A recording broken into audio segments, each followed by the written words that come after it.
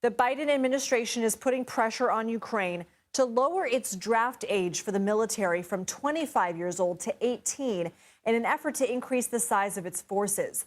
The White House says Ukraine needs more troops to continue the fight against Russia.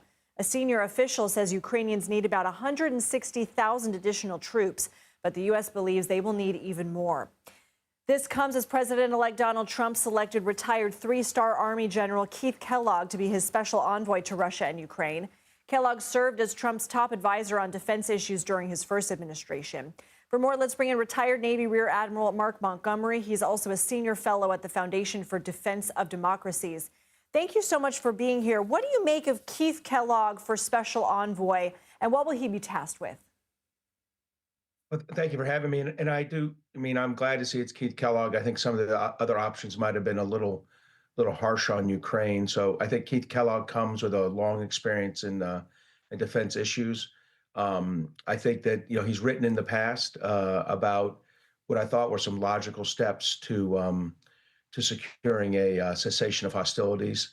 I'm not sure he or anyone can meet President Trump's one-day requirement. I think that's unrealistic.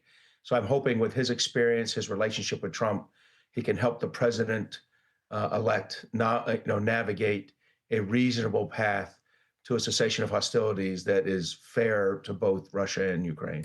I mean, to your point, in a research report that Kellogg wrote earlier this year for the right-leaning think tank America First Policy Institute, he wrote that he would propose a ceasefire between Russia and Ukraine in an effort to end the war. Is something like that attainable? Would Ukraine have to give something up? For example, some of the land already occupied by Russia?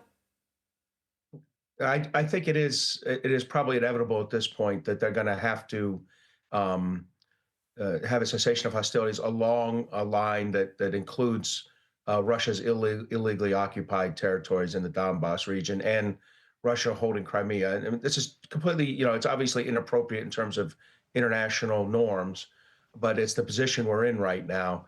What I do hope is some of the other things he's written. Back in December of 2023, he wrote about there being U.S. and European security guarantees that might include NATO and the European Union. Those are the kind of inducements that I think Ukraine has earned in fighting off this Russian aggression over the last 2.5 years. So the reason I'm a little bit optimistic about General Kellogg over, say, some of the other options that might have been there, I think he might provide a more realistic path for Ukraine in the long term.